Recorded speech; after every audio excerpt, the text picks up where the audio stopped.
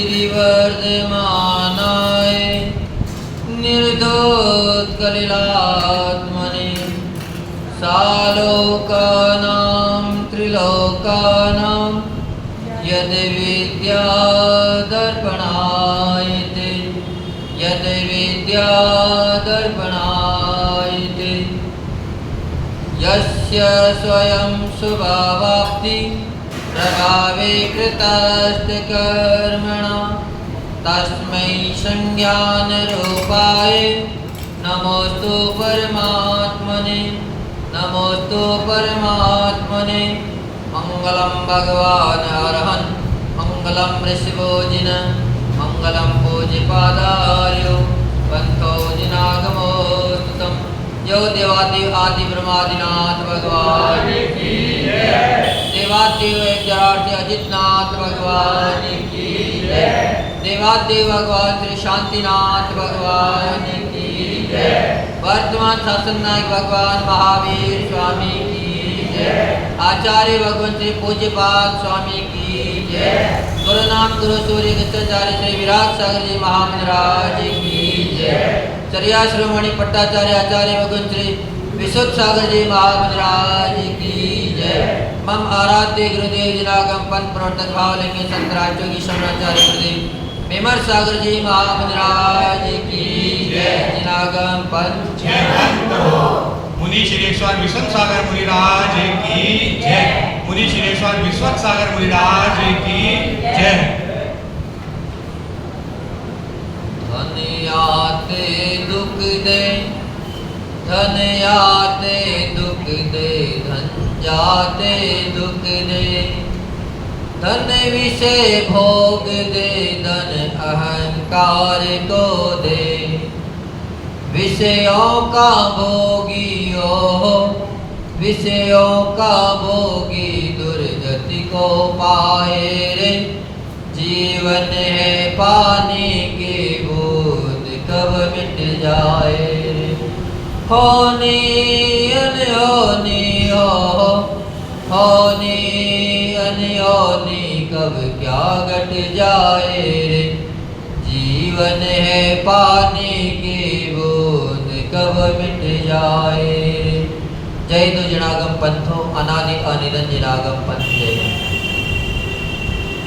हे भव्यात्माओं बहु मनुष्यों अपन सभी का महान पुण्य का उदय की अपन सभी प्रभु वर्तमान स्वामी के शासन में जन्मे और उनकी पवित्र पावन देशना को उनकी वाणी को आत्मसात करके अपनी आत्मा का कल्याण करने का प्रयास कर रहे हैं। अपने जीवन को उत्थान करने का प्रयास कर रहे हैं। ये अपना आह्वान है। आचार्य भगवान पूज्यपाद स्वामी प्रतिदिन अपने को एक नया अमृत का घट बांट रहे हैं, क्योंकि अमृत घट पीने वाला अमर हो जाता है। जब स्वर्ग के देवों का अमर घट भी अमरता को प्राप्त होना माना गया है, तो फिर जिनवाणी का जो घट पी लेता है उसका जो रसास्वादन कर लेता है वो तो निश्चित ही अमर हो जाएगा। उसका फिर कभी भी नाश नहीं होगा। तो पूज्यपाद स्वामी प्रतिदिन प्रत्येक कार्य में अपने को शिक्षा दे रहे हैं। कल बताया था त्यागाय सरस्वतीता, त्याग करने के लिए पाप का उपार्जन मत करो, यानी कि दान देने के लिए धन को इकट्ठा मत करो। क्योंकि स्नान करना है और अपन सोचे कि पहले कीचड़ लगाएं फिर स्नान करें, तो ये तो बड़ी मूर्खता कहलाए। उससे अच्छा है कि अपन पहले स्नान कर ले, ताकि अपने को 2 बाल्टी पानी की जरूरत नहीं पड़ेगी, 2 लोटे में अपना काम हो जाएगा। तो अपन जीव हिंसा से भी बचेंगे, पानी के व्यर्थ वैसे भी बचेंगे और पुण्य का अर्जन तो होगा। आचार्य भगवान उसी कारिका में आज कह रहे हैं, गाथा बता रहे हैं 17 नंबर की, तो बता रहे हैं आचार्य भगवान। आरंभे तापकान प्राप्ता व तृप्ति प्रतिपादकान अंते सुदते जान कामान काम का सेवते सुधी। आरंभे जो संताप को प्राप्त करने वाले, प्राप्त हो जाने पर भी अतृप्ति को प्रदान करने वाले और अंत में भी बड़ी मुश्किल से छूटने वाले। क्योंकि पहले तो प्राप्ति नहीं होती तो उसकी लालसा में व्यक्ति उलझा रहता है, उसकी लालसा करके, इच्छा कर करके ही पाप का वध करता है। फिर बड़ी मुश्किल से अगर प्राप्त भी हो जाए तो खाज की तरह है विषय वो, जिसे खाज हो जा होने के बाद उनको कितना भी अपन खुजाते जाएं लेकिन खुजली मिटती नहीं, उत्तरोत्तर ज़्यादा बढ़ती ही जाती है। यहाँ तक कि कई बार तो खून भी आ जाता है फिर भी खाज नहीं। ऐसे ही संसार के सारे विषय हो गए, इनको जितना जितना प्राप्त करते जाते हैं और जितना ये मिलते हैं उतनी ही तृप्ति और कम होती जाती है, तृप्ति बढ़ती जाती है कि और मिल जाए, तृप्ति होती ही नहीं, तृष्णा बढ़ती जाती है। और अंत में अगर मिल भी जाते हैं और इसको छोड़ना भी चाहे, उस व्यक्ति को ज्ञान भी हो जाए तो अब तो इसको छोड़ दें, तो छूटते भी नहीं है, बड़े मुश्किल से छूटते। तो आचार्य भगवान कह रहे हैं कि ऐसे विषय भोगों को बुद्धिमान कभी भी सेवन नहीं करेगा। जो बुद्धिमान होगा वो तो इसमें फंसेगा ही नहीं। इसलिए विषय भोग सभी चीज़ों में फिर भी समझ नहीं पा रहे हैं, क्योंकि अनादि के संस्कारों का प्रभाव अपने ऊपर पड़ा है। 24 घंटे अपन के लिए मिले हैं धर्म ध्यान करने के लिए, पर उसमें से धर्म में अपने कितना समय लगा पाते हैं? मात्र घंटा आधा। घड़ी, 2 घड़ी, 3 घड़ी से ज़्यादा अपन धर्म कर नहीं पाते हैं। फिर भी हम सोचते हैं कि हमारा मन रुक जाए और उसके विपरीत संसारी कामों में अपन 22-23 घंटा खर्च करते हैं। तो फिर अब आप ही सोचो कि जिसका संस्कार ज़्यादा होगा मन तो वहीं जाएगा।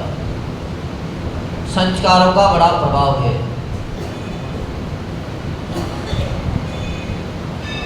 इसलिए अपने को धीरे धीरे उपयोग को बांटना है, उपयोग को धर्म की तरफ लगाना है। तो आचार्य भगवान यहाँ कह रहे हैं कि अर्जित धन का उपयोग प्रशस्त कार्यों करने में लगा दिया, अपने आत्मा के उपकार में लगा दिया समय, तो निश्चित ही अपन को सदगति भी प्राप्त होती है। पर व्यक्ति अक्सर सोचता है कि पंचेंद्रिय विषय के भोगों में ही आसक्त रहता है और मानता है कि यही आनंद है, इसी में ही सुख है, इसी में ही शांति है, चाहे वो कितना भी दुखकारी क्यों न हो। यहाँ तक भी व्यक्ति मिल जाते हैं, अगर तलवार पर शेर लपेट दिया जाए और उसको अगर चाटे तो ये भी ध्यान नहीं रखेंगे कि नीचे तलवार भी है, चाटती तो थोड़ी सी है उसके ऊपर, तो जीभ ना कट जाए। पर जीभ कटने की भी परवाह नहीं करते हैं, कटेगी तो कट जाएगी, पर हमें तो चाहिए सुख, पर वह सुख होते नहीं हैं। वह एक लज्जास्पद चीज़ है। विषय भोग, काम भोग कभी भी अपने को शांति नहीं दे सकते, क्योंकि अंधा मनुष्य एक बार अपनी सुगति कर सकता है, लेकिन अगर कामान्य व्यक्ति है तो वह कभी भी अपनी सुगति नहीं कर सकता। न उसको दिन में दिखता है, न उसको रात में दिखता है, भले उनकी आंखें हैं। 24 घंटा ही वह अंधा ही है, आंखें होती होगी। तो इसीलिए आचार्य भगवंत ने कह दिया कि ऐसे कार्यों से बचने का प्रयास करें और अपने चित्त में नियम, व्रत, संयम धारण करके आगे बढ़ने का प्रयास करें। सबसे व्रतों का अगर राजा सब में बताया है तो ब्रह्मचर्य को सबसे बड़ा राजा बताया है व्रतों का। जो व्यक्ति ब्रह्मचर्य व्रत का पालन करता है वो दीर्घ आयु को सेवन करके जाता है, रोग बीमारी से दूर रहता है। वो व्यक्ति अपने शरीर को हमेशा तेजवान पाता है। वो व्यक्ति क्योंकि तेज कहाँ से आता है? अपनी सारे शरीर की शक्ति, जैसे दूध में 1 किलो अगर आपने दूध आपके पास है तो उसमें कितना घी निकलेगा? मुश्किल से 50 ग्राम में निकल जाएगा। तो ऐसे ही अपने शरीर में जितनी भी धातुएं हैं उनमें से किंचित मात्र शक्तिवान ऊर्जावान धातु है और उनका नाश बहुत ही तुच्छ कार्य में लोग करते हैं, इसीलिए उनका तेज नहीं पड़ पाता। लेकिन जो उस ऊर्जा को समेट कर रख लेते हैं उनके अंदर निश्चित ही तेज आ जाता है, चाहे वो भूखे प्यासे भी क्यों नहीं रहते, क्योंकि शरीर का सत्व है। तो आचार्य भगवान कह रहे हैं कि बड़े काम के फेर में बड़े काम तमाम, दाम गया बलवी गया हुआ नाम बदनाम। इसमें जो व्यक्ति लग जाता है उनके जीवन से सारी सुख शांति चली जाती है। राजा सत्येंद्र का एक कथन शास्त्रों में मिलता है, छत्र चूड़ामणि ग्रंथ में उन्हीं का ही परिचय लिखा गया है। वादिव सिंह सूरी का लिखा हुआ है छत्र चूड़ामणि ग्रंथ। राजा सत्येंद्र था, बड़ा प्रज्ञावान था।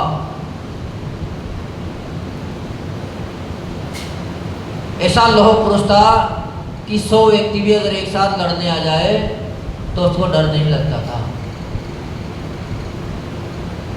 उनसे भी वो टक्कर लेने के लिए सावधान रहता था और परास्त करके भेज देता था। पर जब से उसकी शादी हुई तो शादी हो गई उनकी, क्योंकि राजा महाराजा हैं, सुंदर कन्या तो मिलना स्वभाव है। पर राजा की शादी होते ही वह काम भोग में ही मस्त हो गए और अपने सारे राज्य की देखभाल दूसरे के ऊपर छोड़ दी। कहाँ तो बलवान पुरुष था, प्रज्ञावान था, धर्मवान था, प्रतिदिन मुनियों को आहार देता था। पर शादी होने के बाद ऐसा कामिक हुआ कि सारा कार्य ही उसने छोड़ दिया। न राज दरबार संभाल रहा है, न वो संभाल रहा है, पूरे दिन वनवास में ही रहकर अपना समय गुजार दिया। अपना कार्य मंत्री को सौंप दिया। कई लोगों ने समझाया भी सही, परिवारी जनों ने समझाया ऐसे ही, अपनी पत्नी ने भी उन्हें खूब समझाया कि आप अगर राज कार्य नहीं संभालोगे तो एक दिन आपका राज्य छिन जाएगा, आपको मृत्यु का सामना करना पड़ेगा। लेकिन विषयान्ध व्यक्ति को कभी भी कोई बात समझ में नहीं गई। वो गया ही नहीं, वही रगा। एक दिन वही समय आ गया तो उसी के मंत्री ने उसके ऊपर दुष्प्रभाव, दुष्ट नज़र डाल दी और उसके राज्य को हड़प लिया, यहाँ तक कि उसको भी मृत्यु का सामना करना पड़ा। रानी को भी गर्भावस्था में भी राजमहल छोड़कर बाहर जाना पड़ा। बच्चे को जन्म भी दिया तो एक शमशान में जाकर दिया। पर बच्चे का पुण्य था, वो बच्चा पुण्य लेके आया था तो शमशान में भी उसके लिए उसके पालन पोषण करने वाला मिल गया। जैसे ही रानी वहाँ पहुँची, प्रसव हुआ, आकाशवाणी हो गई कि इसका पालन पोषण तो राजपुत्र की जैसे होगा, आप इसे यहाँ शमशान में ही छोड़ जाइए। पर माँ का कलेजा कैसे मान सकता है जी, नवजात शिशु को कैसे छोड़ सकती है। पर फिर भी माँ यही चाहती कि कैसे भी हो लेकिन मेरा बेटे का पालन पोषण परवरिश अच्छी हो। वहीं छोड़ के चली गई। फिर भी गई नहीं, देखती रही कि कौन ले जाता है, कहाँ ले जाता है।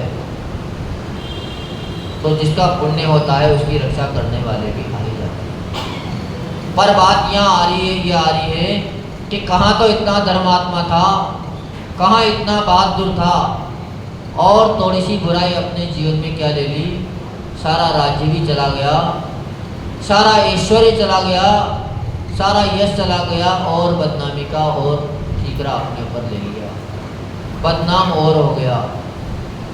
पर जो व्यक्ति इन व्रतों का नियम पालन बड़ी दृढ़ता के साथ कर लेता है उनका नाम अमर हो जाता है।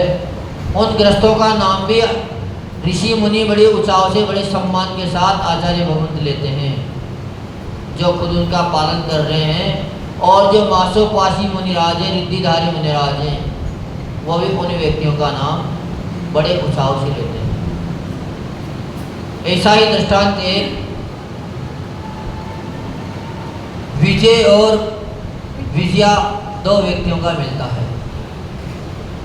क्योंकि एक नगर में एक सेठ जी थे, वो कहीं बाहर चले गए थे, उनको बहुत दिन से मुनिराजों को आहार देने का अवसर नहीं मिला था। तो जैसे उनके नगर में मुनिराज आए, उनके नगर के पास में, वो उनके पास पहुंच गया और निवेदन करने लगा कि हे भगवान, मेरा न मालूम कौन से पाप कर्म का उदय आया था कि मैं बहुत दिन से मुनिराजों को आहार नहीं दे पाया। अब मेरी इच्छा है कि एक साथ ही मुझे हजारों मुनियों को आहार देने का पुण्य मिले, ऐसा उपाय हमें बता दीजिए। एक मुनि का नहीं, हजारों मुनियों को आहार देने का मुझे पुण्य मिले। आप जो कहोगे वो मैं करने को तैयार हूँ। मुनिराज भी अवधि ज्ञानी थे, रिद्धिधारी थे। उन्होंने कह दिया कि तुम्हें कहीं जाने की जरूरत ही नहीं, तो मात्र अपने घर में ही शुद्ध आहार बना और प्रतिदिन नगर में से एक एक जोड़े को ला और आहार करा। निश्चित ही तेरे को हजारों मुनियों को आहार देने का पुण्य प्राप्त हो जाएगा। तो उसने फिर भी कह दिया कि इसकी पहचान मुझे कैसे होगी कि मेरे को हजारों मुनिराजों को एक साथ आहार देने का पुण्य मिल गया। तो साधु महात्मा ने कह दिया कि तू ऐसा करना, अपने रसोई घर में जहाँ भी भोजन कराए वहाँ पर काला चंदवा टाक देना। जबकि आप लोगों से अगर संदेह के लिए कह दिया जाए तो कह देते हो कि महाराज जी हमारे यहाँ तो पक्के मकान हैं, हमारे मकान तो चमचमा रहे हैं। जबकि भरत चक्रवर्ती भी अपने राजमहल में चंदवा बांधता था। आप एक जगह बांधने में भी बड़े कतराते हो, लेकिन वो 7 जगह बांधता था। शास्त्र में 7 जगह चंदवा लगाने का प्रावधान है। चाहे कितना भी आलिशान मकान क्यों न हो, आपके तो मिट्टी ईंट के मकान हैं, पत्थरों के मकान हैं।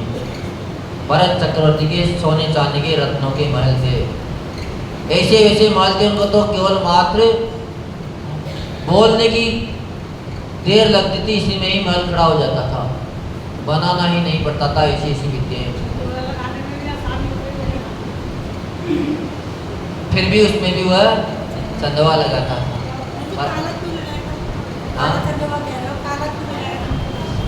उसकी परीक्षा करने के लिए बता तो रहे हैं आपको। तो महात्मा जी ने कह दिया था कि आप काला चंदवा लगा लेना, और जिस दिन आपका ये काला चंदवा सफ़ेद हो जाए काले से, उस दिन समझ लेना कि तुम्हारे यहाँ वो व्यक्ति आया है। उस व्यक्ति के प्रभाव से आपको हजारों मुनियों को आहार दान देने का पुण्य मिलेगा। पहले शिक्षा पूरी होते ही कुछ नियम व्रत संयम दिलाते थे आचार्य भगवंत। दक्षिणा लेते थे उनसे, पर बाद में लेते थे जब पूर्णता हो जाती थी। तो दोनों से ही कहा अपने अपने गुरुओं ने, क्योंकि लड़की थी वह गई थी गुरुवाणी के पास, माता जी के पास पढ़ने, वो वहीं रहती थी। लड़का गया था मुनिराज के पास पढ़ने। जब आने लगा तो भी उन्होंने कहा कि बेटा हमने आपको शिक्षा दी है तो उसका मेहनताना भी देते जाइए, हमें कुछ दान दक्षिणा देते जाइए। अब मुनिराज कोई पैसे तो रखते नहीं, उनको पैसे की जरूरत हो। तो उन्होंने कहा कि हमें कुछ नियम चाहिए आपसे। तो शिष्य भी बड़ा विनयमान था, उन्होंने सहज में ही कह दिया कि आज्ञा करो भगवान, जो आप कहोगे वो हमारे मान्य है, कि नहीं तुम अपने मन से ही बोलो। कुछ नियम देना है, नियमों का राजा है, व्रतों का राजा है ब्रह्मचर्य, उसका आप कितना पालन करोगे। तो लड़के ने शुक्ल पक्ष का नियम ले लिया। वहाँ लड़की साधना से जुड़े हो, व्रत नियम से जुड़े हो, तो निश्चित ही खुशबू तो फैलेगी ही फैलेगी। तो दोनों ने नहीं बताया और संयोग बना कि दोनों की आपस में शादी हो गई।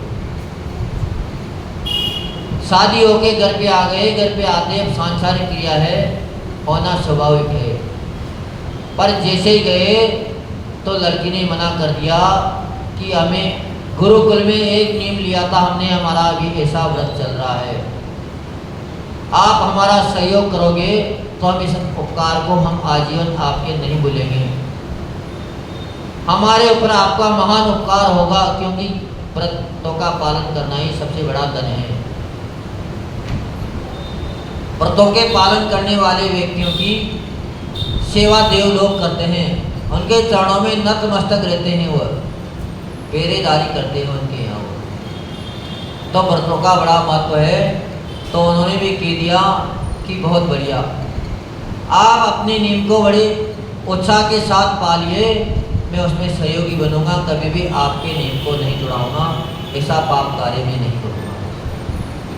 शुक्ल पक्ष पूर्ण हुआ, उसके बाद जैसे ही दोनों लोग वापस मिले तो बाजी आ गई लड़की।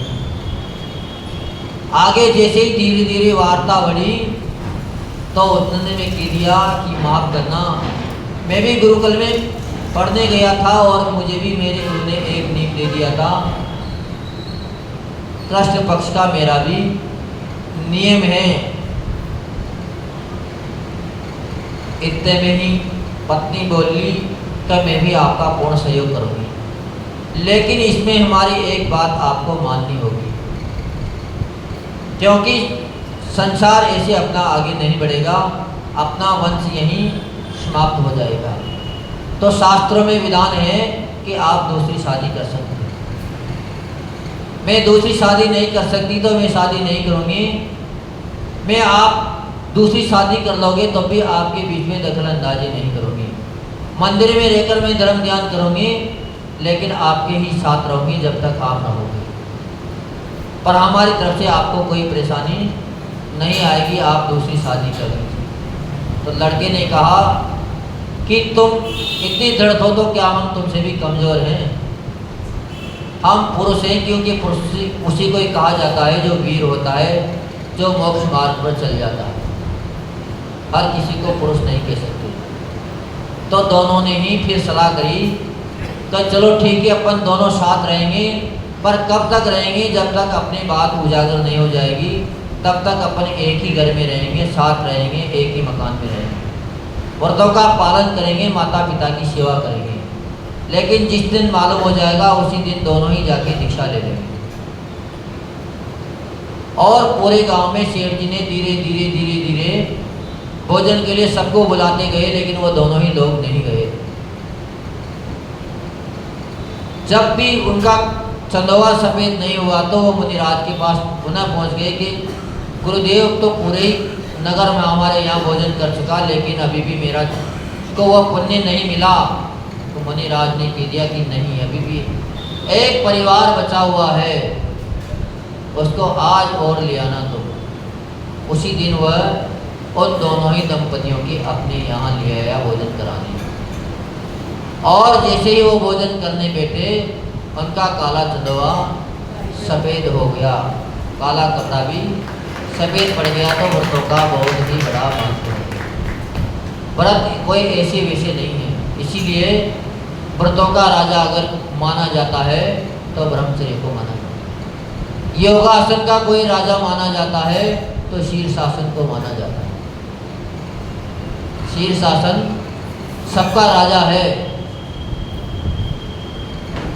दान वैसे तो अपनी अपनी जगह में सभी सर्वश्रेष्ठ हैं, लेकिन सबसे ज़्यादा अगर महत्व बताते हैं फिर भी आचार्य भगवान तो आहार दान का बताते हैं, क्योंकि आहार दोगे तभी तो मुनिराज साधना कर पाएंगे, वो उनके पास ज्ञान कहाँ से आएगा, साधना ही नहीं करेंगे तो। शास्त्र कब लिखेंगे और शास्त्र का अध्ययन कैसे करेंगे? भूखे पेट वजन हो ही नहीं हो पाता, क्योंकि भूख का अगर पेट है, अंदर चूहे उछक रहे हैं तो कितने दिनों वजन कर लेगा? एक दिन करेगा, 10 दिन करेगा, और ज़्यादा सहनन होगा तो महीना भर कर लेगा, लेकिन फिर तो कहानी खत्म हो गई होगी। तो आहार दान को सबसे उत्कृष्ट इसीलिए बताया गया है, उसमें सारे ही दान गर्भित हो जाते हैं। तो इसीलिए इस व्रत का बड़ा महत्व है। तो आचार्य भगवंत ने कह दिया कि निश्चित ही ये जो धन है आते वक्त भी आपको दुख देता है, यानी कि कर्मों का वध करा के आता है। जाते वक्त भी ये विषय भोगों में लग जाता है, तो जाते वक्त भी आपको दुख ही देता है, कर्म का वध करा के जाता है। और धन हम जिसके पास होता है वही विषय भोगों में ज़्यादा लगते हैं, ये होगा ही नहीं तो लगाएंगे कहाँ से। और धन ही अहंकार को देने वाला होता है, यानी कि सारे नाश की जड़ ये धन ही है। जैसे भी देखो वहाँ से धन ही है, लेकिन धन के बिना भी काम नहीं चल सकता। तो आचार्य भगवान कहते हैं कि धन कमाओ, धन लो, लेकिन उतना कमाओ जितनी तुम्हारी आवश्यकता हो, और उसमें से भी जितना तुमने कमा लिया उसमें से तुम्हें पाप का अर्जन हुआ है, उस पाप का नाश करने के लिए कुछ दान पुण्य भी उसमें से करते रहो, ताकि आपकी तराजू बराबर पलड़े पे रहे, कभी आगे पीछे ना हो जाए। आचार्य भगवान मानतुम स्वामी ने भी वक्ता में एक छंद लिखा है, चित्रम किमत यदि तेत धंग नाभिर नीतम मना गपी मनोन विकार मार्गम कल्पांत काल मृता चलता चलेन किम मंद्रादि शिखरम चलतम कदाचित। क्या कह रहे हैं आदिनाथ भगवान? आदिनाथ भगवान के लिए कहा जा रहा है कि साधना वही कर पा सकता है जो अपने मन को वश में कर लेता है, जो ब्रह्मचर्य की दृढ़ता में पारंगत हो जाता है। क्योंकि जिसकी जो व्यक्ति साधना से जुड़ता है उनको डिगाने के लिए ही कहीं ऐसे प्रसंग सामने आते हैं। चतुर्थ काल में भी देव भी डिगाने आ जाते थे, आदिनाथ के सामने भी कहीं देवांगनाएं आए उनके सत को डिगाने।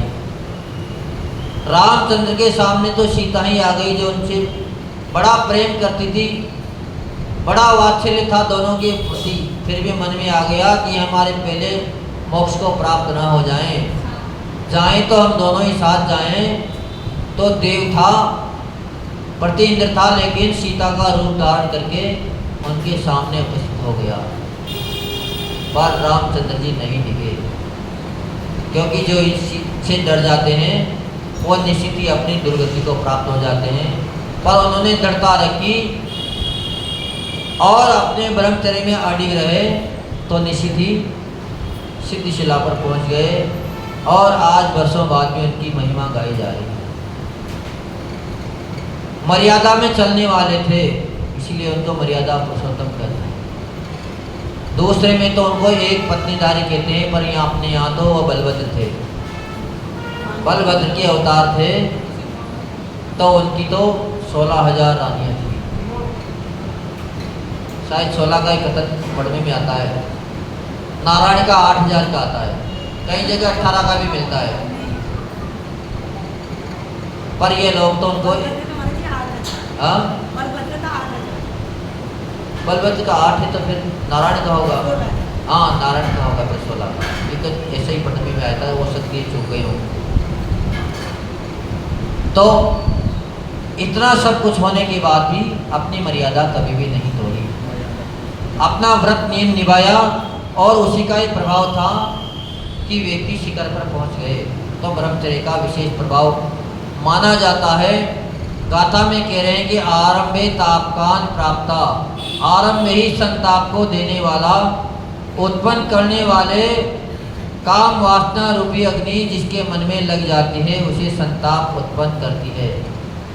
कामांध हुआ व्यक्ति समस्त लोक मर्यादाओं को तिलांजलि दे देता है, अपनी बुद्धि सुख। तो यह आते वक्त भी इसने दुख दिया, और अगर मिल गया तो इससे तृप्ति भी नहीं हुई। जितना जितना आप अग्नि में ईंधन डालते जाओगे उतनी ही ईंधन बढ़ता ही चला जाएगा, अग्नि बढ़ती ही जाएगी। अग्नि को अगर शांत करना है तो निश्चित ही जल का उपयोग करना पड़ेगा। ऐसे ही अगर कामाग्नि को अगर आपको शांत करना है तो निश्चित ही आपको ब्रह्मचार्य रूपी जल अपने पास लेना पड़ेगा, उसी से ही उसकी प्यास मिलेगी। क्योंकि जितना अपन उनको पूर्ति करते जाएंगे उतनी ही तृष्णा बढ़ती जाएगी, और अंत में भी ये जब जाते हैं तो लग जाती है, कोई किसी की भी हो कैसी भी हो। वो बड़ी मुश्किल से छूट के दुखी देते हैं। चाहे किसी भी प्रकार की हो, पांचों इंद्रियों में से किसी भी की भी आसक्ति हो, एक एक इंद्रिय में आसक्त जीव दुर्गति को प्राप्त हुए हैं।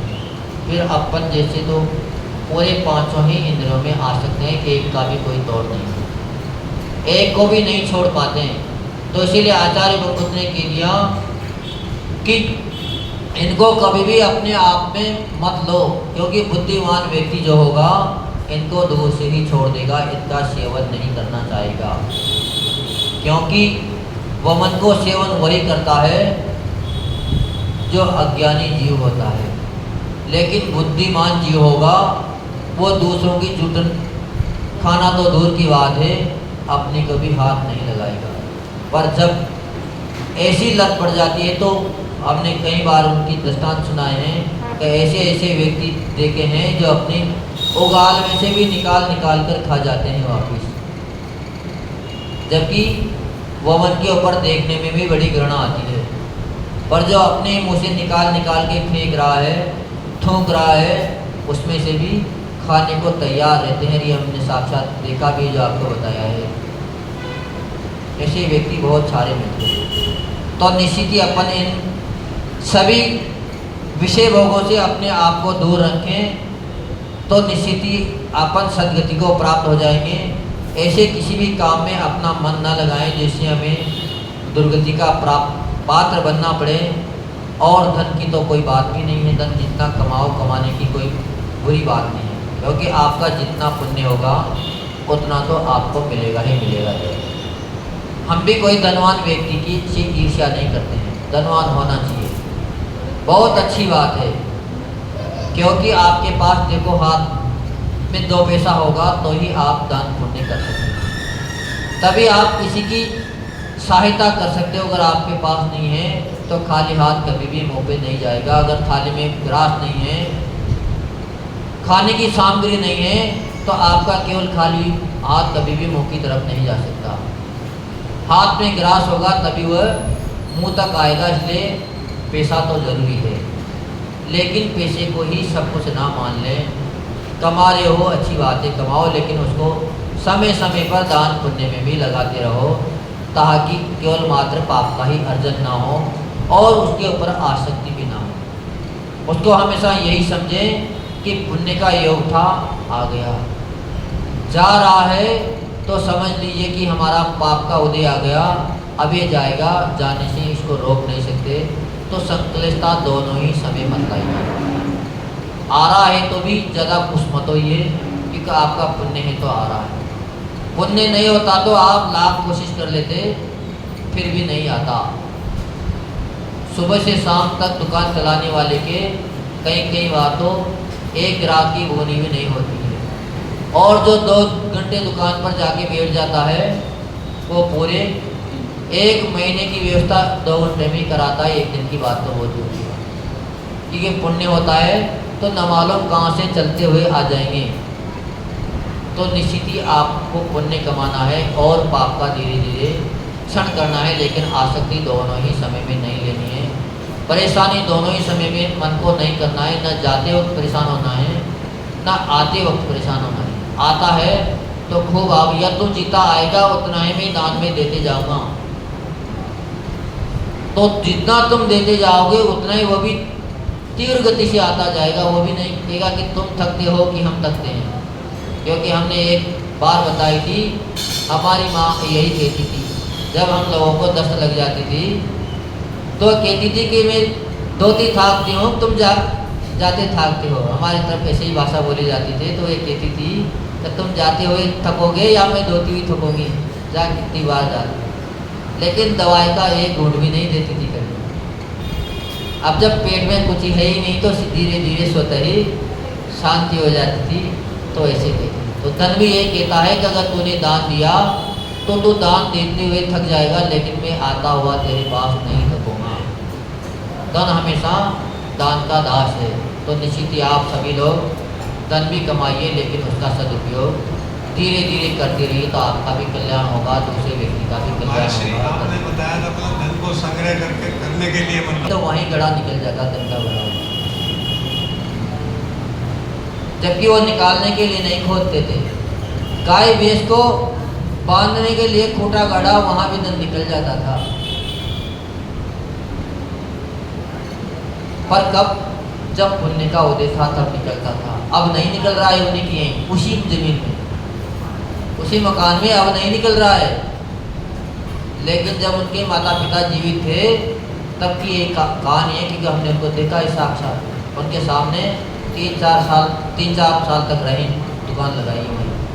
तो उनकी स्थिति ये थी कि जहाँ भी इतना सा भी गड्ढा खोद दिया जाता था उसमें भी उनको धन मिलता था, पर पुण्य से मिलता था। तो पुण्य होगा तो आएगा ही आएगा, आपके रोकने से नहीं रुकेगा। तो जितना आ रहा है उसमें से आप देते जाइए, आप तो पुण्य बढ़ाइए, आने की चिंता मत करिए। आप क्यों संग्रह करिए? आ रहा है आने तो आप तो दान में लगाते जाओ, हमें नहीं चाहिए, आप लगाओ बिल्कुल।